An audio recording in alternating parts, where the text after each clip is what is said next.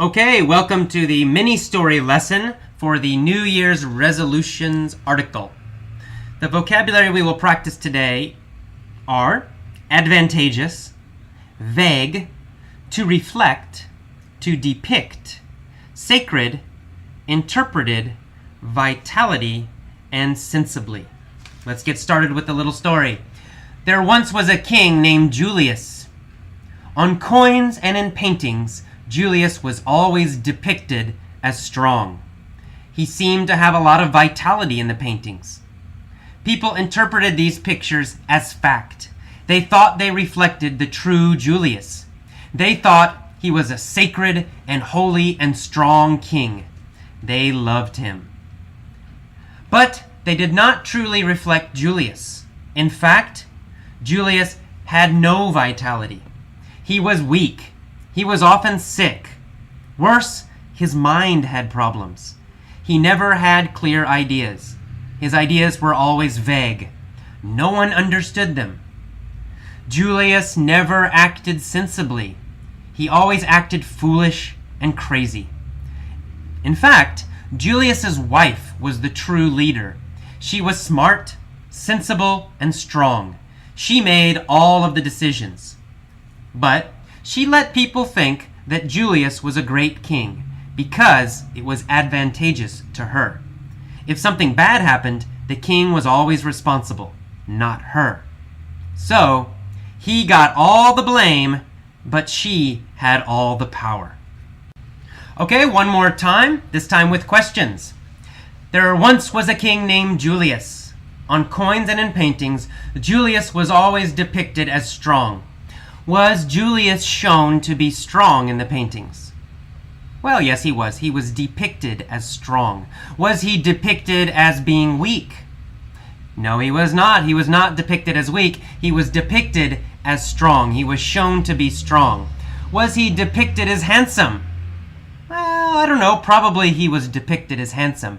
They made him look handsome. He was depicted as handsome, but mostly he was depicted as strong.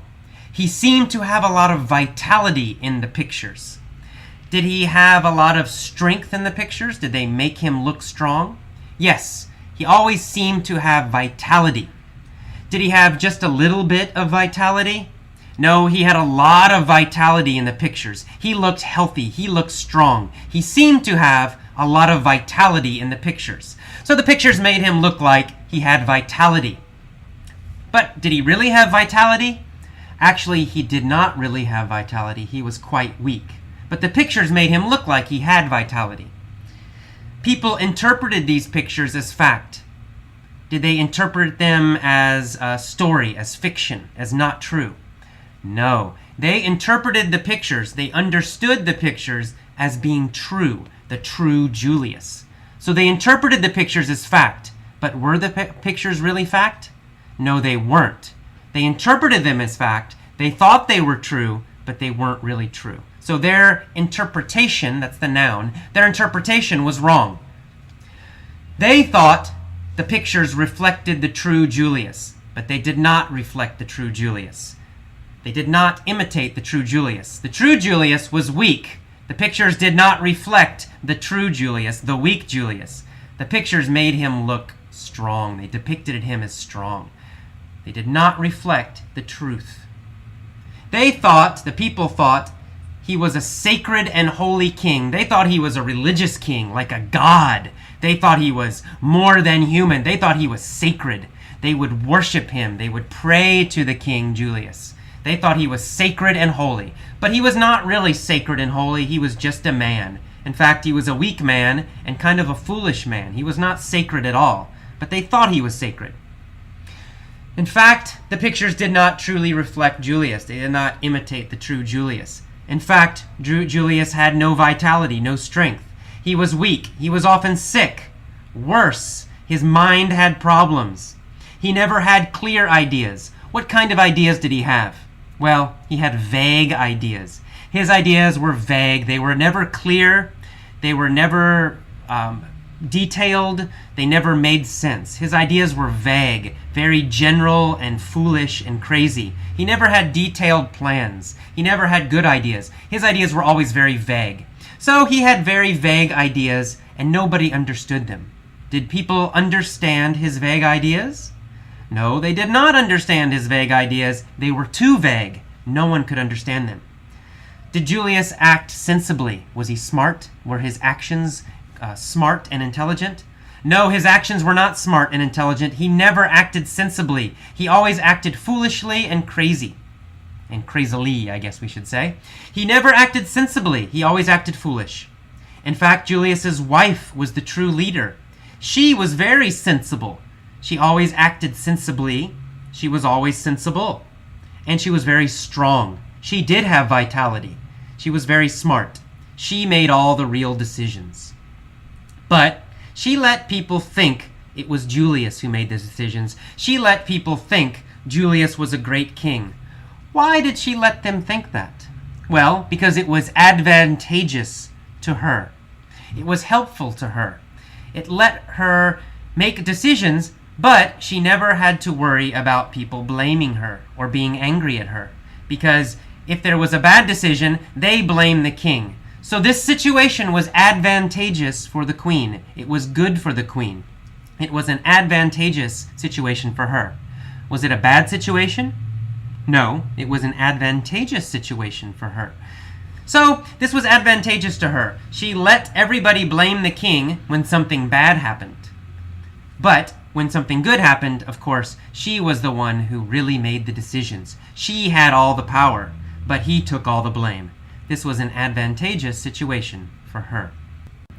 Okay, great. This time, one more time. This time I want you to speak. I will ask a question. Then I will pause and wait. You should answer the question during the pause. So if I say, there was a king named Julius, if I say, what was the king's name? When I pause, you should say, the king's name was Julius. Try to answer in a full sentence, not just one word.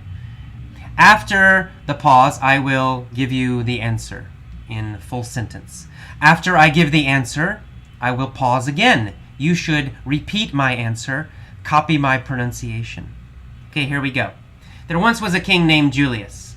On coins and in paintings, Julius was always depicted as strong. How was Julius depicted?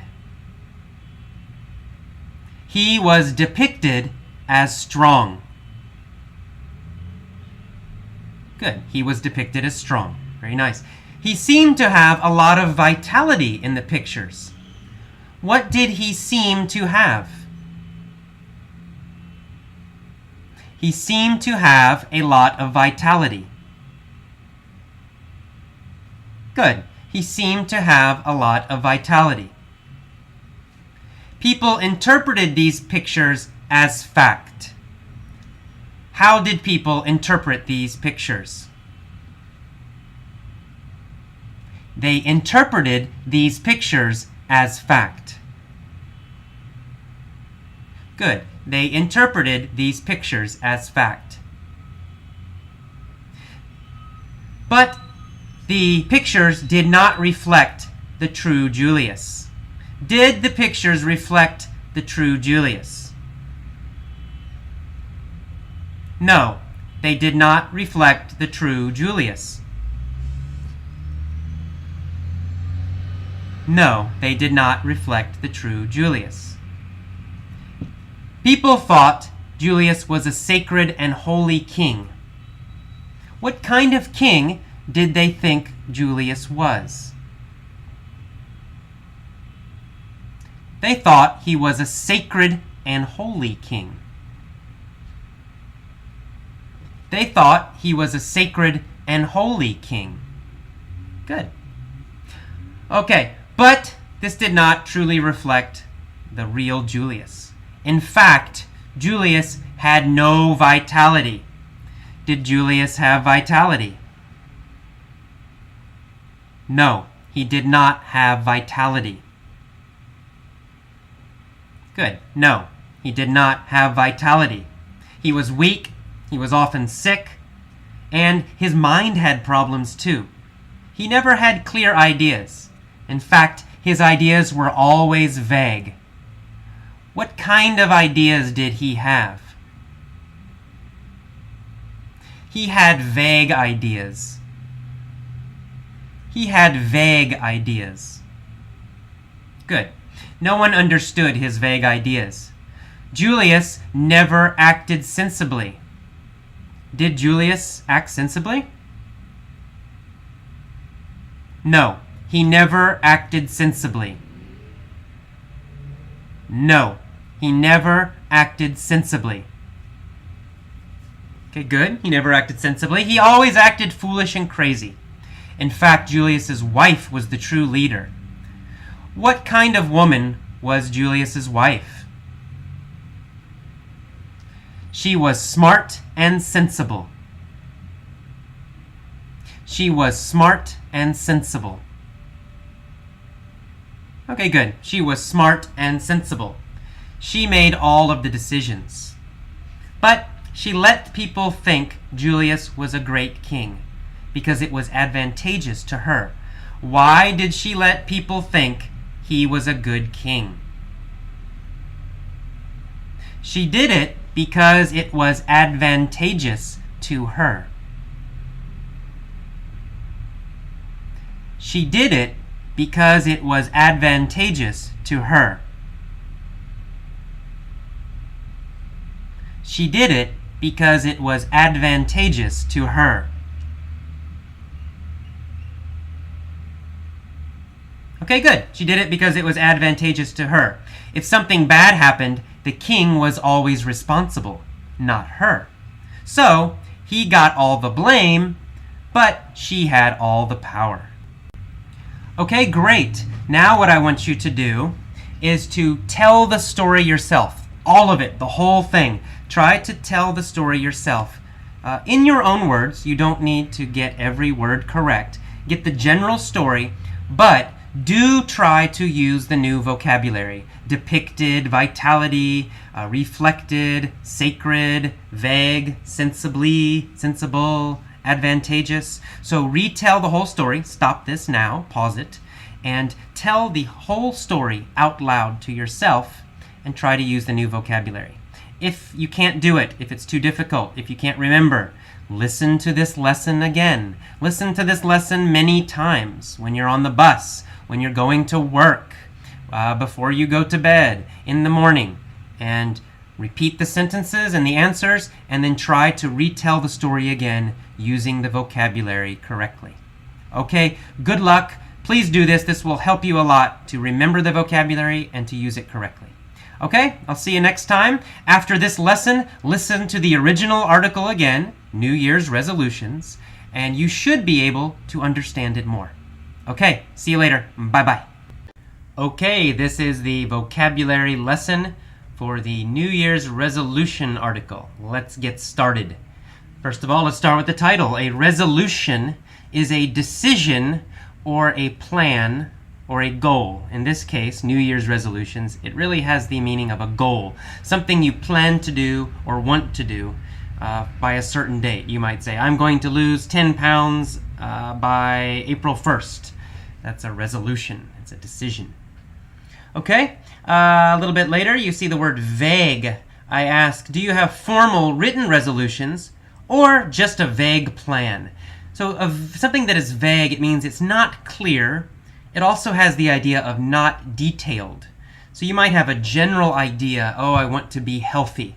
But maybe you don't have a very clear, definite, detailed plan, like I will lose 15 pounds. That's a formal, clear plan. A vague plan is something like, I want to lose some weight. It's not clear, it's not detailed. So vague. Alrighty. Tradition, we see the word tradition many times in this article. I've used traditional in past articles. Well, a tradition, it's kind of like a habit, but it's a habit that goes through time. It's more like a cultural habit, or maybe a family habit, or a ritual. So it's an action that you do again and again and again, maybe every year, maybe every month. In this case, it's every year. Every new year, we make a resolution or a list of resolutions. What will I do next year? These are my New Year's goals. Well, that's a tradition, right? It's something we do year after year after year. We've been doing it for many, many years. That's a tradition. Okay, you see the word mythical. Janus, a mythical king of early Rome. Mythical means imaginary. It has a little bit of a religious idea. So in this case, this guy Janus, he was not a real king. There was never a King Janus in Rome. But they made him up. They made an imaginary king named Janus, kind of like a god, a religious king. And he was a symbol for wisdom, for looking forward into the future and looking back into the past.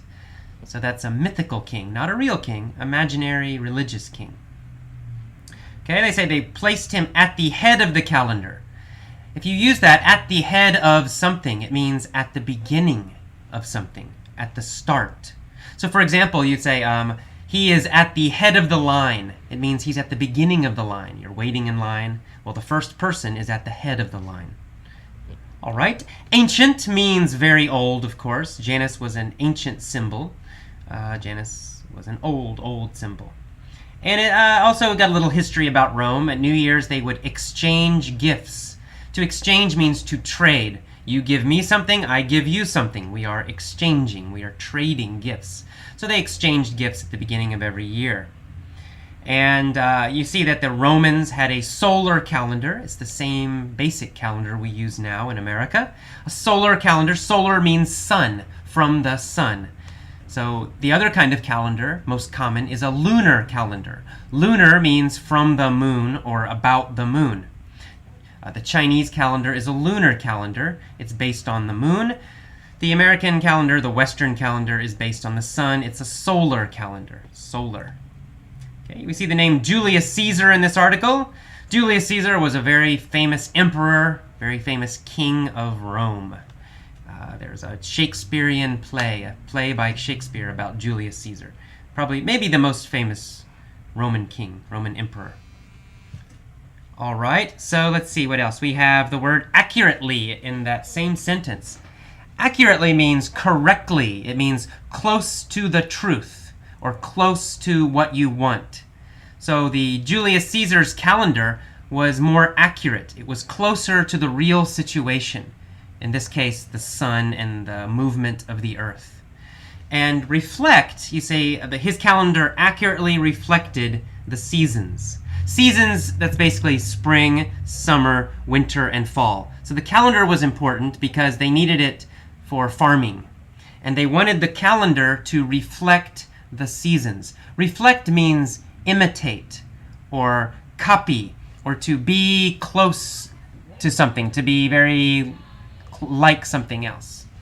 So his calendar reflected, accurately reflected, closely imitated the seasons. Okay.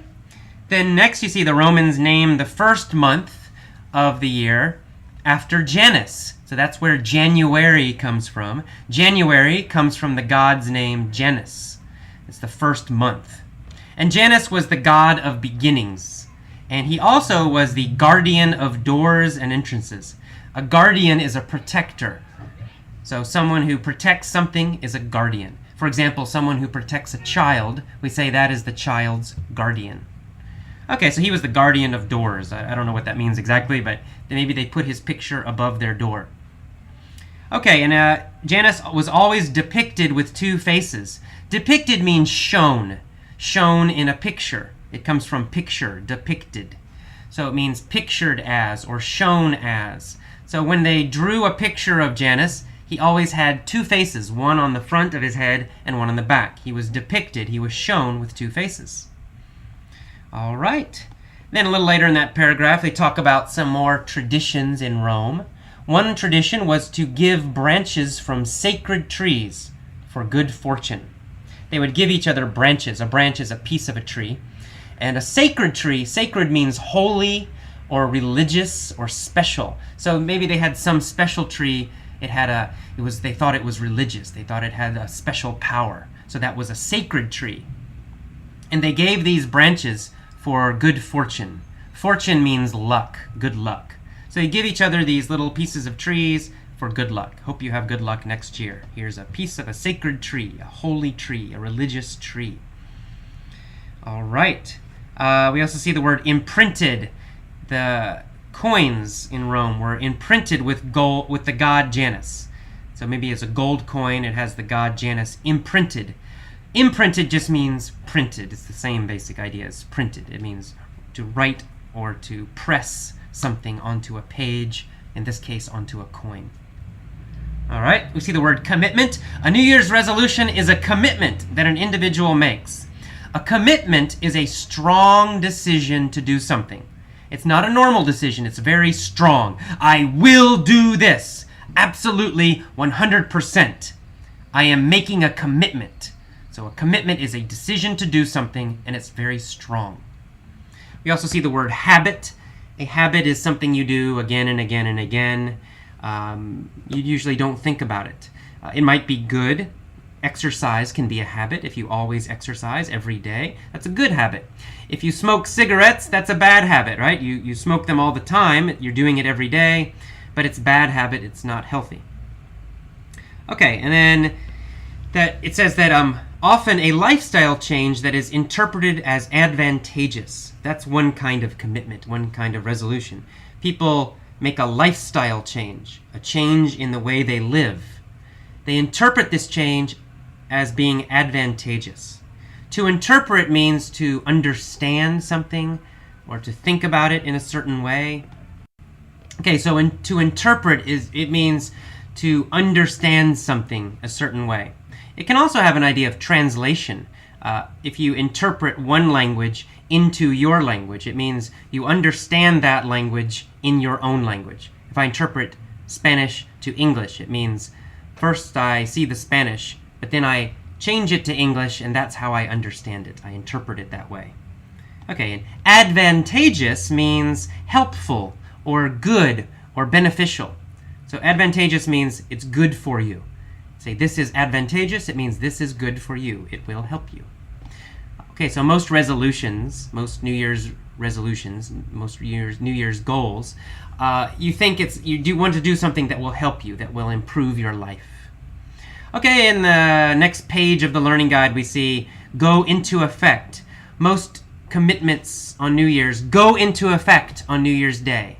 Go into effect means begin or start. It's pretty simple, actually. So if something goes into effect, it starts working, it starts happening. It goes into effect. And to remain means to stay, to not change.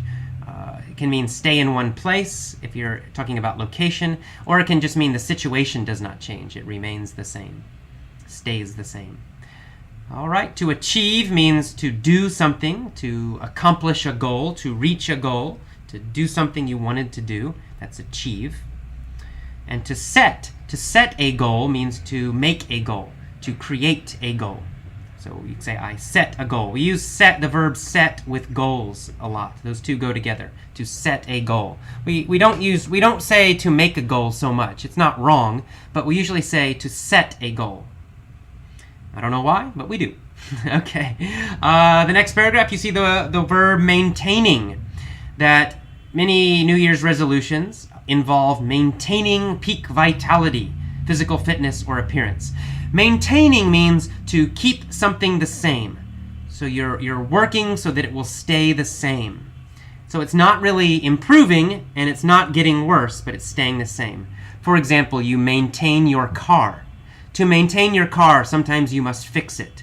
You must give it oil. You must change the tires. You're not making the car better, but you're preventing the car from getting worse. You don't want it to get worse. That's maintaining. So some New Year's resolutions involve maintaining peak vitality. Vitality means strength or health. So vitality, usually it's talking about a person's body. And if you say he has vitality, it means he has a strong body. He has a healthy body. He has vitality. So vitality is physical energy, physical strength, physical health. And peak means top or the best. If you can say he has peak vitality, it means he has very high strength, very good health. He's at the top, the best health. You can also say this football team is at the peak. It means they're at the top. They're the best team. All right, you see the word reduce here. Reduce means to make less, to lower, or to make less. Some people want to reduce their intake of alcohol or tobacco. Intake, it's pretty clear actually. It's two words, in and take. So it means to take in. In this case, we're talking about eating and drinking. It means taking something into your body, putting it into your body. So when we talk about food, it means to eat. If you talk about alcohol, it means to drink. That's intake. To eliminate intake of alcohol or tobacco. And then finally, we see the word sensibly in the last sentence. Resolutions to eat sensibly are quite common.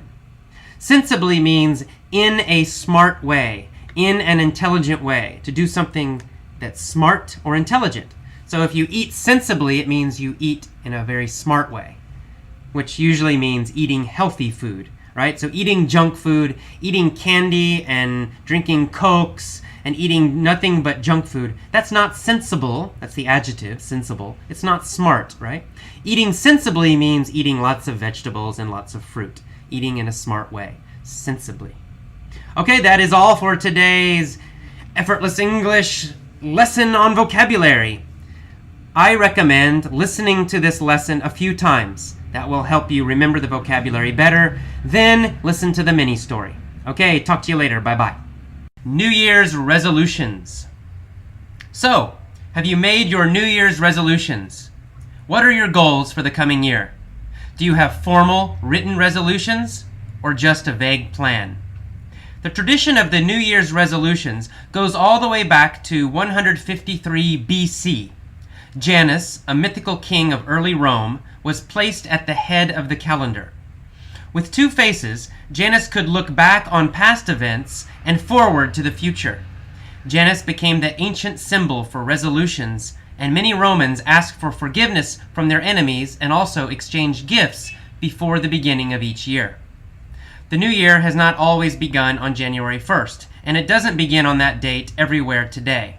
It begins on that date only for cultures that use a 365-day solar calendar. January 1st became the beginning of the new year in 46 BC, when Julius Caesar developed a calendar that would more accurately reflect the seasons than previous calendars had. The Romans named the first month of the year after Janus, the god of beginnings and the guardian of doors and entrances. He was always depicted with two faces, one on the front of his head and one on the back. Thus, he could look backward and forward at the same time. At midnight on December 31st, the Romans imagined Janus looking back at the old year and forward to the new. The Romans began a tradition of exchanging gifts on New Year's Eve by giving one another branches from sacred trees for good fortune. Later, nuts or coins imprinted with the god Janus became more common New Year's gifts. A New Year's resolution is a commitment that an individual makes to a project or a habit, often a lifestyle change that is generally interpreted as advantageous. The name comes from the fact that these commitments normally go into effect on New Year's Day and remain until the goal has been achieved, although many resolutions go unachieved and are often broken fairly shortly after they are set.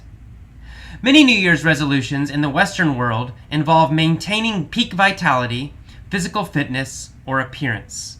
For example, one person's goal might be to reduce or to eliminate intake of alcohol or tobacco. The most common New Year's resolution is weight loss. A student may make a resolution to stay focused in class or to complete all of his assignments. Resolutions to eat sensibly or increase exercise are also quite common. No belief.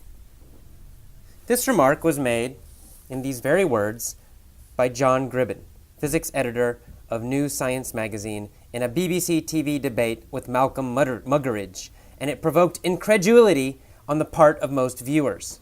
It seems to be a hangover of the medieval Catholic Church that causes most people, even the educated, to think that everybody must believe something or other, that if one is not a theist, one must be a dogmatic atheist. And if one does not think capitalism is perfect, one must believe fervently in socialism. And if one does not have blind faith in X, one must alternatively have blind faith in not X, or the reverse of X. My own opinion is that belief is the death of intelligence. As soon as one believes a doctrine of any sort or assumes certitude, one stops thinking about that aspect of existence.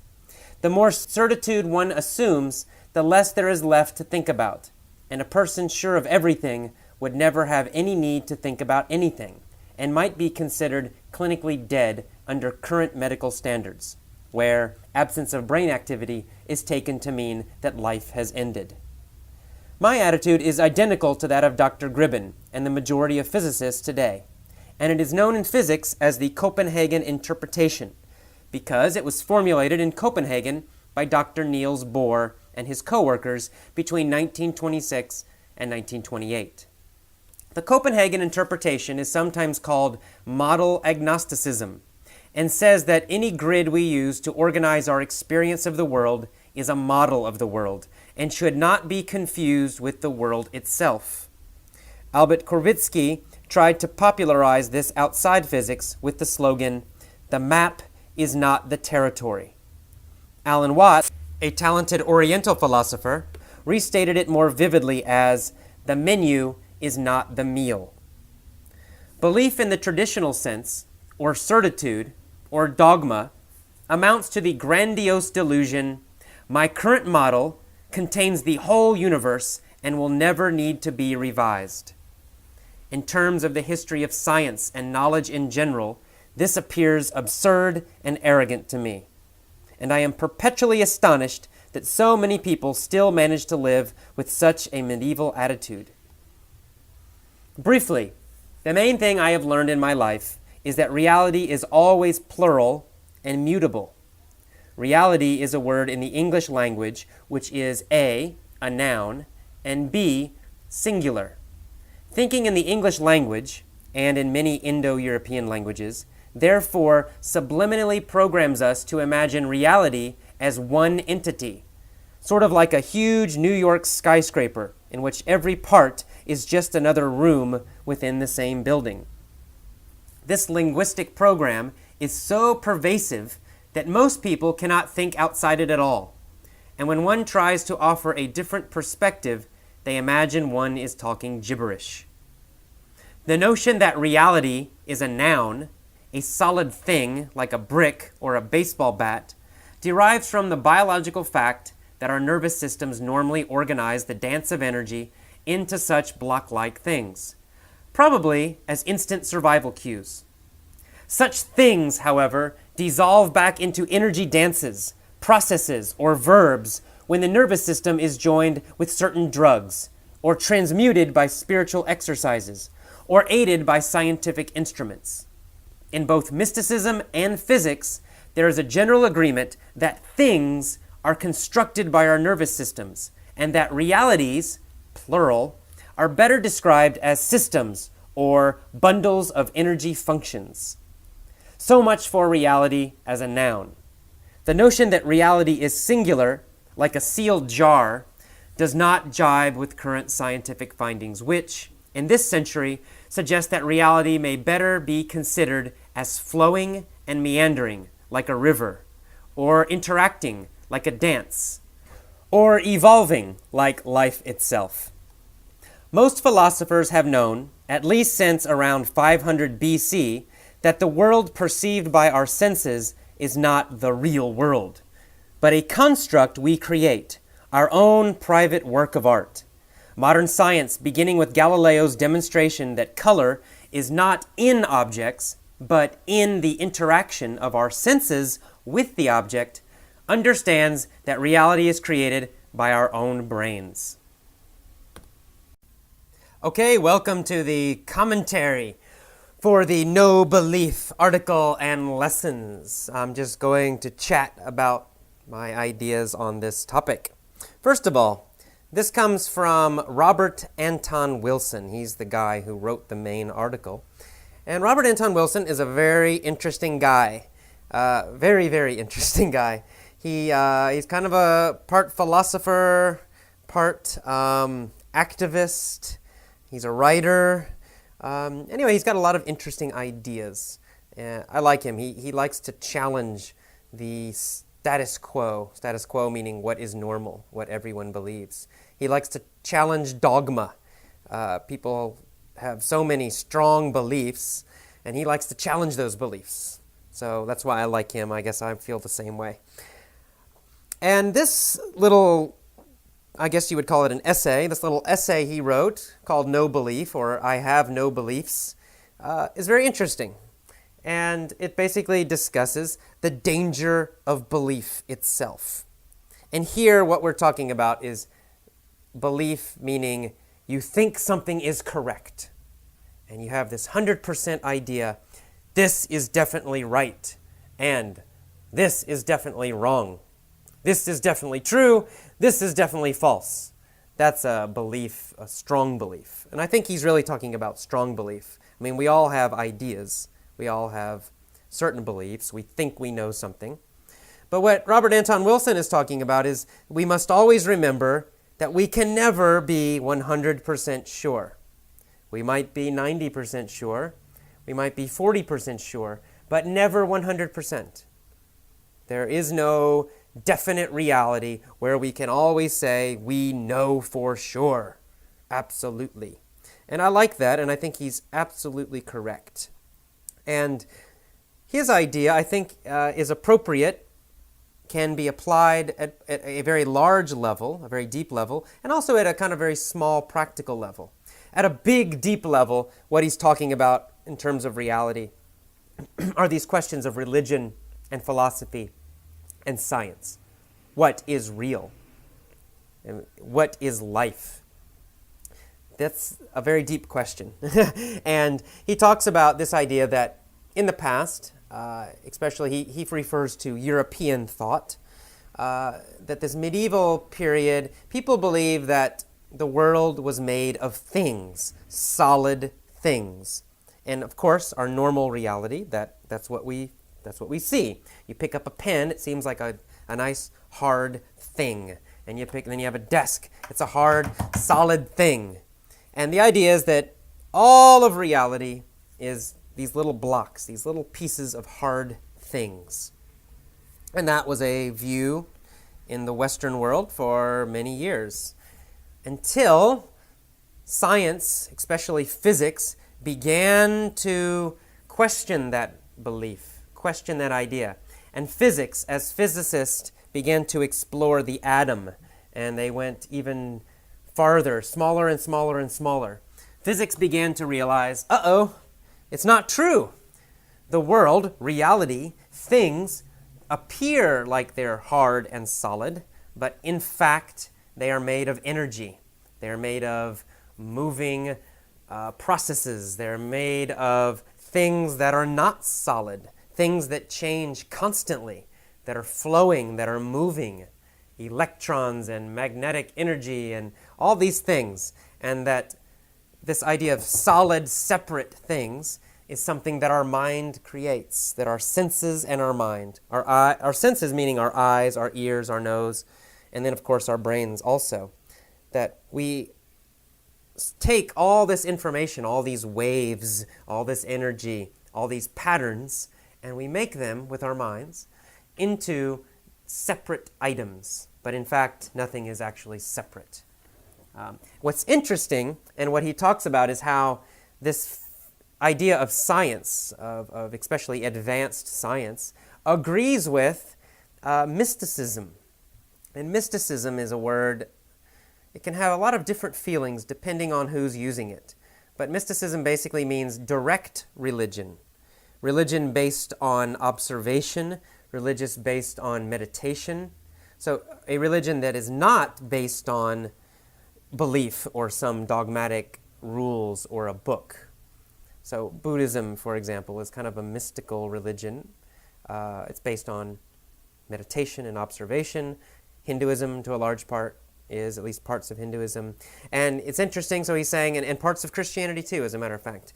So anyway, these mystical is the adjective, these mystical religions or religious sects, religious groups, in fact, agree, their understanding, their ideas, agree with the physicist ideas. And that is that, in fact, everything changes. and nothing is solid and separate. Quite interesting. So that's at the big level, the big philosophical, religious, spiritual level, this idea of dogma, strong belief, right? And of course, we see the negative effects of dogma in politics in the world all the time. We have dogmatic Christians who believe the Bible is the Word of God and God wrote it, and it's 100% absolutely true, exactly true, and nothing else is. And therefore, it's okay to kill other people who don't believe it, or at least condemn them and attack them. So that's a dogmatic belief, right? The Bible is 100% right, everyone else is 100% wrong. And this dogma, these dogmatic beliefs, cause a lot of problems in the world and in personal relationships too.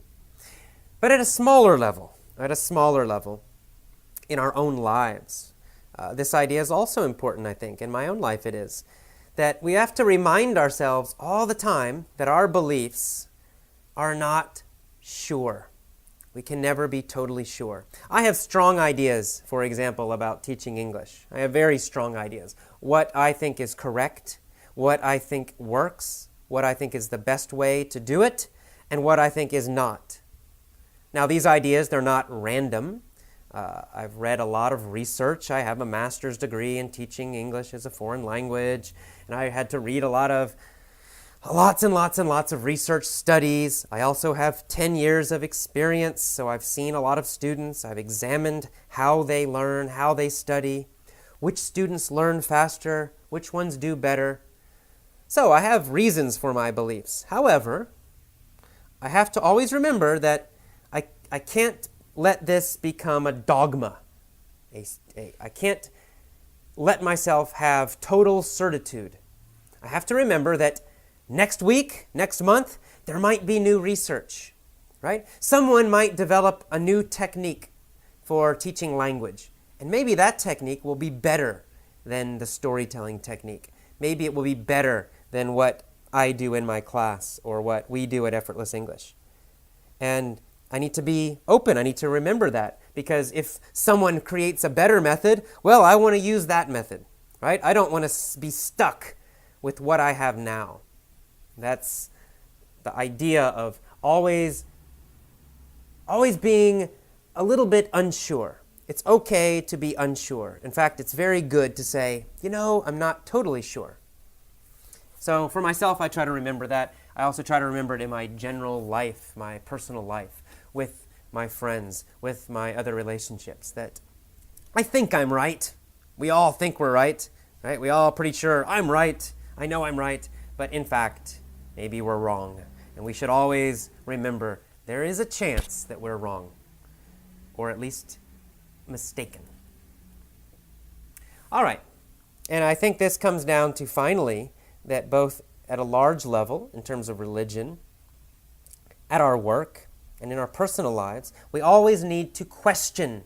We always have to ask questions. We always have to be reflecting about our lives.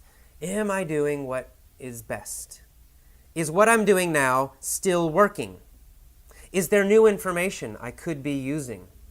Has the situation changed? Maybe what I did used to be the best, used to be good, but maybe now the situation's different and I need to change. So we always have to keep questioning, never be sure. It's okay, I like this idea, to say, I have no strong beliefs. I'm always a little bit unsure. I never know 100%.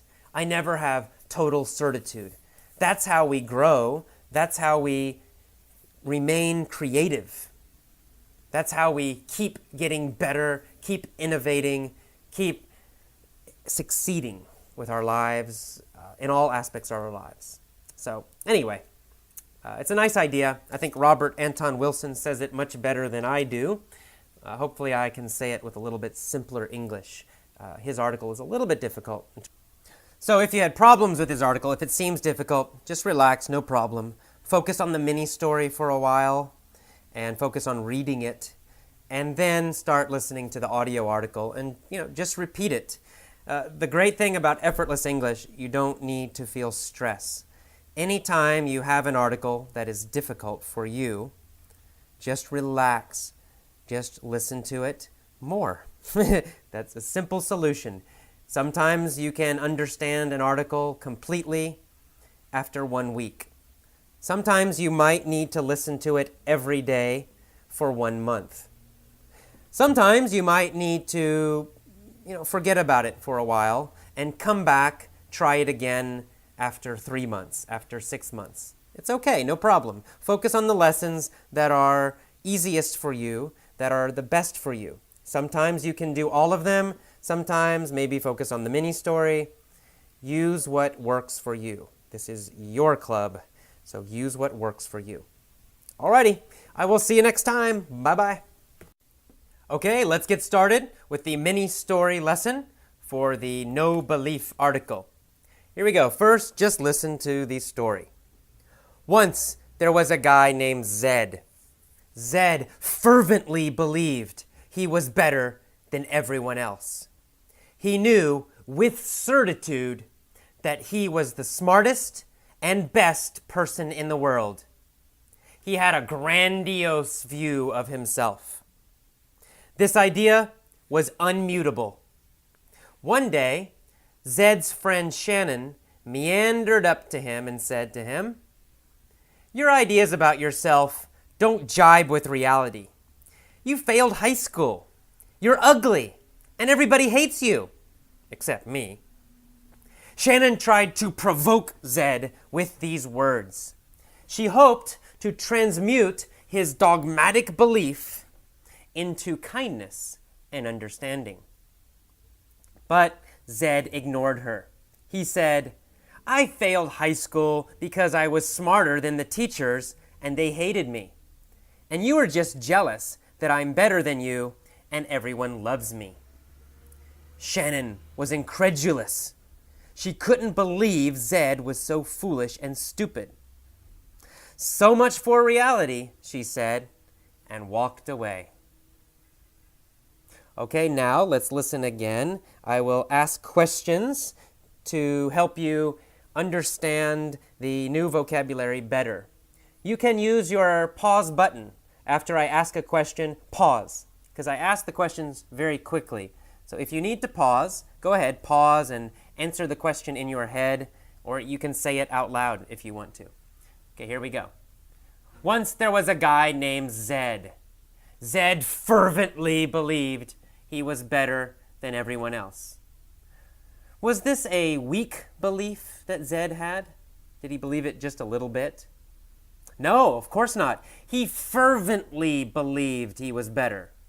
Did he strongly believe he was better? Yes, he did. He fervently believed he was better. Did he fervently believe he was better? Or did he believe just a little bit, weakly? Did he weakly believe? Well, of course, he fervently believed he was better. He strongly believed he was better. How was his belief? Was it a weak belief? No, it was a fervent belief. He fervently believed he was better than everyone else. In fact, he knew with certitude that he was the smartest and the best man in the world. Did he have doubt about his belief? No, no doubt. He believed with total certitude. He was completely sure. Did he have any doubt at all? No, he believed with total certitude. He was completely sure. How did he believe? Did he believe just a little bit? No, he believed totally, completely, 100%. He was sure. He had total certitude that he was the smartest and the best person in the world. Was this a true view of himself? No, no, no. He had a grandiose view of himself. Was his view of himself too big? Too much? Yes, that's right. It was too much. It was a grandiose view of himself. Did he have a humble view of himself? Was he quiet and humble? No, he had a grandiose view of himself. A very big, dramatic view of himself. He had a grandiose view of himself. Did his friend have a grandiose view of herself? Well, I don't know, but no, I don't think so. No, she didn't. He, Zed, had a grandiose view of himself, but Shannon did not. Shannon was okay, she was normal, but she knew that Zed's view was grandiose. Was Zed's idea, his belief in himself, was it changeable? No. This idea was unmutable. Could not be changed. Could this idea be changed? No, it could not. Why not? Because it was unmutable. Was his idea mutable or unmutable? Well, it was unmutable, not changeable. Could Shannon change his idea? No, she couldn't, because his idea about himself was unmutable, could not be changed. Still, Shannon tried. One day, his friend Shannon meandered up to him and said, "Your ideas about yourself don't jibe with reality." Did she walk directly to him very fast? No, she meandered up to him. Did she run up to him? No, she did not. She meandered up to him. Who meandered up to Zed? Well, Shannon meandered up to Zed. Did she walk slowly, maybe not in a straight line, kind of slowly come up to him? Yeah, that's right. That's exactly what she did. She meandered up to him. She slowly kind of walked up to him, maybe stopping a little, going to the left, going to the right, and finally she comes to him. She meandered up to him. After she meandered up to him, what did she say? Well, she said, "Your ideas about yourself don't jibe with reality." Did his ideas about himself, jibe with reality? No, they did not. Did they agree with reality? No. His idea and reality were totally different. His ideas about himself and reality did not jibe, right? His ideas did not jibe with reality. Did Shannon's ideas, did her ideas jibe with reality?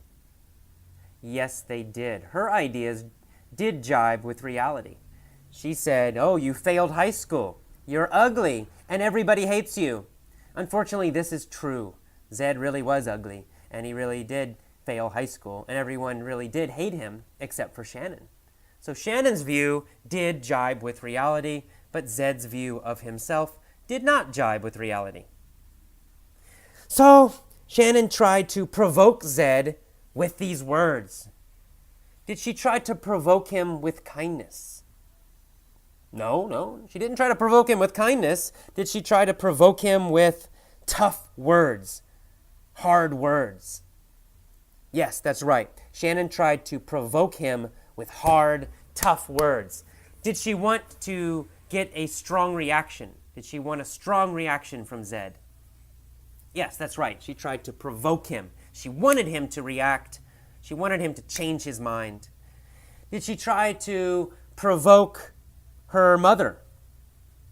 No, of course not. Who did she try to provoke? She tried to provoke Zed. She tried to provoke Zed, her friend. Okay, and why? Why did she try to provoke Zed? Well, she hoped to transmute his dogmatic belief into kindness and understanding. She wanted him to become kind and understanding. Did she want to change his strong belief into kindness? That's right, yes, she did. She wanted to transmute his belief, "I'm the best," into kindness. Oh, I want to help people. Right? She wanted to transmute his strong belief into kindness. Did she want to transmute his appearance, how he looked? No, she didn't care about that. She didn't want to transmute his appearance. Did she want to transmute his intelligence, change his intelligence? No. She didn't care about his intelligence. She didn't want to transmute his intelligence into kindness. What did she want to transmute? She wanted to transmute his belief. What kind of belief was it? Was it a flexible belief?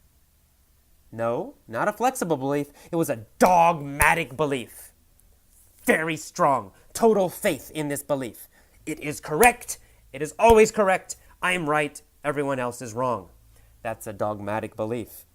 Was his belief about himself dogmatic? Yes, it was. It was a dogmatic belief. Did he dogmatically believe he was the best? Yes, that's correct. He dogmatically believed he was the best. Did he have a dogmatic religious belief? No, he didn't have a dogmatic religious belief. He wasn't religious. Did he have a dogmatic scientific belief? No, he didn't care about science. He didn't have a dogmatic scientific belief. What kind of dogmatic belief did he have? Well, he had a dogmatic belief about himself. He thought he was the best. Did Zed listen to Shannon's words? Was he provoked? Did he change? Did he transmute this arrogance, this dogmatic belief? No, he did not. Zed ignored her. He said, I failed high school because I was smarter than the teachers and they hated me. And you, Shannon, you're just jealous that I'm better than you and everybody loves me. How did Shannon feel when she heard these words? Was she surprised? Yes, she was surprised. She was incredulous, very surprised. Was she angry? No, she was incredulous. She was surprised. Was she sad? No, she wasn't sad. She was incredulous. She was very surprised, shocked. Was she incredulous about his looks because he was ugly? No, she knew he was ugly. She was not incredulous about his looks. Was she incredulous about his clothes, how he dressed? No, she wasn't incredulous. She wasn't surprised about his clothes. What was she incredulous about? She was incredulous about his words, his reaction. He said, oh, I'm the best. Everyone's jealous, and you are jealous. She was stunned. She was shocked. She was incredulous. She couldn't believe Zed was so foolish and stupid. So she says, so much for reality, and then she walked away. Did she want to continue talking about reality? No, she was finished with that subject. She said, so much for reality. So much for meaning I'm finished talking about this. The topic is over. So much for reality, she said, and she walked away. Did she say so much for money? No, she did not. She said so much for reality. Did she want to talk about books? Did she want to stop talking about books? No, she wanted to stop talking about reality. What did she want to stop talking about? Well, she said, so much for reality. Enough of talking about reality.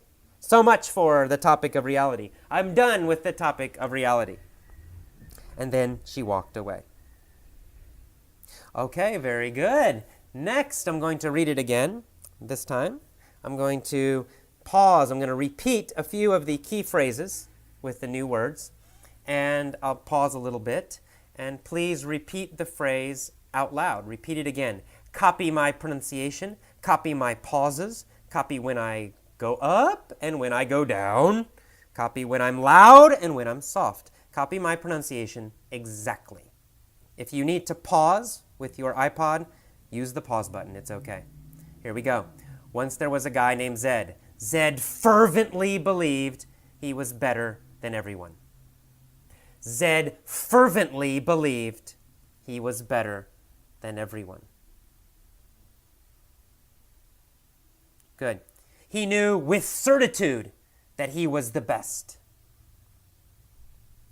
He knew with certitude that he was the best. He had a grandiose view of himself. Good. He had a grandiose view of himself. This idea was unmutable. This idea was unmutable. One day, Zed's friend Shannon meandered up to him. One day, Zed's friend Shannon meandered up to him. She said, "Your ideas don't jibe with reality." She said, "Your ideas don't jibe with reality." Good. You failed high school, you are ugly, and everyone hates you. Shannon tried to provoke Zed. Good. Shannon tried to provoke Zed. She hoped to transmute his dogmatic belief into kindness. She hoped to transmute his dogmatic belief into kindness. Good. But Zed ignored her. He said, "I failed high school because I was smarter than the teachers and they hated me, and you're just jealous." Shannon was incredulous. Shannon was incredulous. She couldn't believe Zed was so foolish and stupid. "So much for reality," she said. "So much for reality," she said. Effortless English members, welcome to a new lesson. This one is called No Belief. This is the vocabulary lesson for no belief. Let's get started. Our first vocabulary word is debate. A debate is like a discussion or an argument. A debate usually means people do not agree and they're talking about some topic, but they don't agree. Okay, in the same first sentence, we say the debate on BBC TV provoked incredulity on the part of most viewers. Incredulity. Woo, provoked. First of all, provoked, the verb. It provoked. Provoke means to cause, but it means to cause a reaction. So the idea of a reaction is important with this word, with this verb. You provoke somebody, it means you make them react. You cause them to react. And in the next word, incredulity means surprise. So the meaning of this sentence is that the debate caused a surprise reaction, right? Provoked incredulity, caused surprise. Okay, moving along then. We see the word medieval, that the idea that people must believe something is a hangover of the medieval Catholic era. Medieval is the time period in Europe, especially Europe, from about 600 AD, the year 600, to about the year 1500. Now the times are a little, on each end the times can vary, but it's about that time period in Europe. At that time, the Catholic Church, the Christian Catholic Church, Catholic is the church in Rome, they had a lot of influence in Europe. Okay. Later on in this very long sentence, he says that to think that everybody must believe something or other, that if one is not a theist, one must be a dogmatic atheist. Okay, whew, some tough vocabulary this. A theist is a religious person. A theist is someone who believes in God. They believe there is a God. And the opposite is atheist. Just add an A to the front. Atheist, someone who does not believe there is a God. Someone who does not believe in God, any God. A theist believes in a God, any God, and an atheist does not believe in a God. The word dogmatic there, dogmatic atheist. Dogmatic means very strongly believing, very, very strong belief in some rules or some idea. Dogmatic. And it's pretty negative, actually. It's quite negative. It usually has the idea of believing something or believing without reason, without logic. Dogmatic. All right, let's go. We got a lot of new vocabulary in this one. In the next paragraph, we see the word doctrine. You see that as soon as one believes a doctrine of any sort or assumes certitude, one stops thinking. Okay, a doctrine is a philosophy or a theory or a set, a group of beliefs. We call that a doctrine. So we might have religious doctrine. It means a group of religious ideas. That's a doctrine, or beliefs, really, not ideas. All right, and then in the next one it says, or assumes certitude. To assume means to believe. It means believe. And certitude is a good word. Certitude means to be totally sure, having no doubt, totally sure. If you say, I have certitude, it means I have no doubt. I am sure 100%. We also saw the word fervently in here. To believe fervently means to believe very strongly.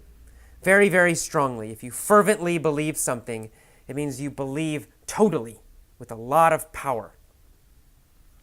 Okay, next we see the word agnostic. Agnosticism or agnostic, and that's next paragraph. The Copenhagen interpretation is sometimes called model agnosticism. Model, in this case, model means theory. We're using model in a scientific way. Of course, model has other meanings, but in science, model means, basically it means theory. Agnosticism is the idea that nothing is sure, nothing is definite. We can never know 100%. Right? There is always doubt. And a person who believes that is called an agnostic. An agnostic. So let's say religion. An agnostic isn't sure if there is a God. Maybe there's a God, maybe there's not. Right? We can't prove it. We can't prove there's a God. We can't prove there's not a God. So an agnostic says, well, you just can't be sure. We're not sure. That's an agnostic. And that idea or belief is called agnosticism. Okay, then. Let's keep going down to the bottom of that paragraph. And we see the quote from Alan Watts, the menu is not the meal. Right? So he's showing this idea that don't believe your beliefs. Don't believe your ideas. Because ideas are not the same as the real world. The menu is not the meal. The map is not the territory. Territory means land, right? So the map is not the same as the land. It's a picture to give you some idea, but it's not the real thing. All right. Last paragraph of page 1. Belief or certitude or dogma is grandiose delusion. Grandiose. Good word. Grandiose means, it's kind of this idea of too much theater, too much drama, too showy, maybe even too emotional, right? Grandiose. It's just too big, too much belief, too much emotion, too much power, something like that. That's grandiose, too big. And delusion means a wrong belief, something that you believe, but actually it's not true. That's a delusion. We call that a delusion. All right. Later down on the list here, we see the word absurd. Absurd means foolish or crazy. He's saying this idea is absurd. It's foolish. It's crazy. I don't believe it. All right, on to page 2 now. Looking at page 2, top, we have the first sentence. Briefly, the main thing I have learned in my life is that reality is always plural and mutable. Plural means more than one, right? Not only one, but many. If you know grammar, if you study grammar, you know that plural means many. Mutable means changeable, possible to change, able to change, easy to change. We call that mutable. It means changeable. So he's saying reality is mutable. It's possible to change reality. And there are more than one realities. There's not just one. Okay. Then he says reality is a word in English that is singular, and it's a noun. Singular means one, only one. So in English grammar, that word reality is singular. There's only one. And this causes problems. This makes us think in a wrong way. He says it gives us programs. It programs us subliminally. Programs here is a verb. To program means to train or to teach somebody. So our language, the English language, teaches us, trains us in a certain way. It trains us subliminally. That's an adverb. Subliminally means unconsciously, okay? Without you knowing. It means it's working subconsciously or unconsciously. Your normal brain, your normal thinking doesn't realize, doesn't know it's happening. It's happening, but you don't know it's happening. That's subliminally. The adjective is subliminal. Okay, keep going down. We see the word entity. English treats reality like an entity. Entity means a thing. Okay, entity basically means thing. It's pretty straightforward. So it treats it as an entity, treats it as a thing. And then a little bit farther down, we say this linguistic program, this language program, is so pervasive that most people can't think outside of it. Pervasive means everywhere, extensive, universal, happening everywhere, happening to everyone. That's what pervasive means. Everywhere you go, you find it. Pervasive. Pervasive, happening everywhere. All right. And then we see the sentence gibberish at the end of the sentence. If you talk about another idea, another perspective, another view, then people think you are talking gibberish. Gibberish means words with no meaning, nonsense, babble. So if it's like that is gibberish, right? It sounds, but no meaning. Sounds without meaning. We say gibberish. We call that gibberish. All right, let's kind of move on down. We got the word transmuted a little bit farther down. Transmuted in the next paragraph. It says, when the nervous system is joined with certain drugs or transmuted by spiritual exercise, transmuted means changed. If something is transmuted, it means it is changed. And it usually has the idea changed to something else or changed a lot. So if your nervous system is transmuted, it is changed. Some experiences, some spiritual exercises, for example, meditation, can change your nervous system. It transmutes your nervous system. So that's transmute, means to change a lot. We see the word instruments in that same sentence. An instrument is a machine or a tool, something you use, right, for a purpose. An instrument. Okay, and then going down to the bottom, we see the word bundles. Bundles of energy. A bundle is a package or a group of things that are together. So it's a group or a package that are together, connected. We call that a bundle. A bundle. All right. The next paragraph, we see the phrase so much for. So much for reality as a noun.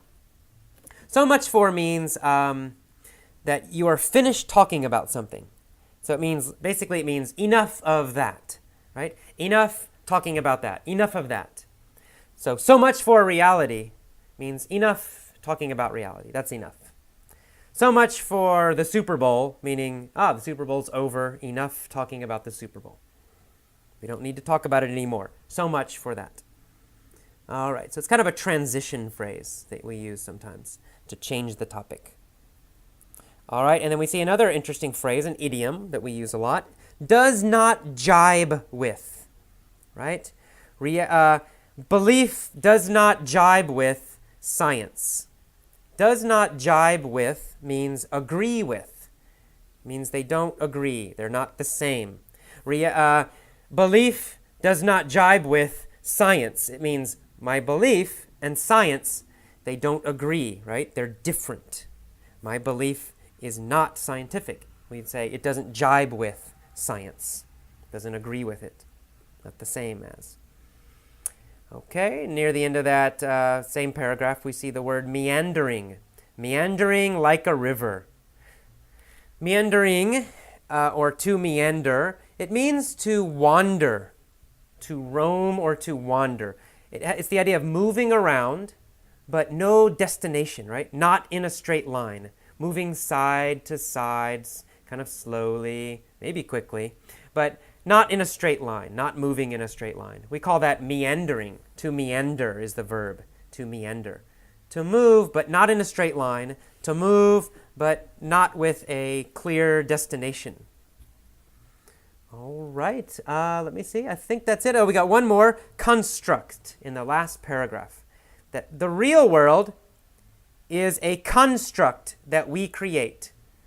A construct means a creation or something we make, right? It comes from the word to construct, which is a verb. To construct means to make. If you use it as a noun, a construct, it's something that you make, something that is made, something that is created. We call that a construct. In other words, not something that is natural all the time, not something that comes from the universe or God, but something we create ourselves. That is a construct. Okay, that is all for the vocabulary lesson, the vocabulary discussion. Please listen to this a few times. One time probably is not enough to remember this vocabulary. Listen to it, I think, a couple times or at least one time each day is best. Do this every day for 1 week, 2 weeks, maybe 3 weeks. Okay? And after you're ready, after you know this, go to the mini story lesson. Bye-bye.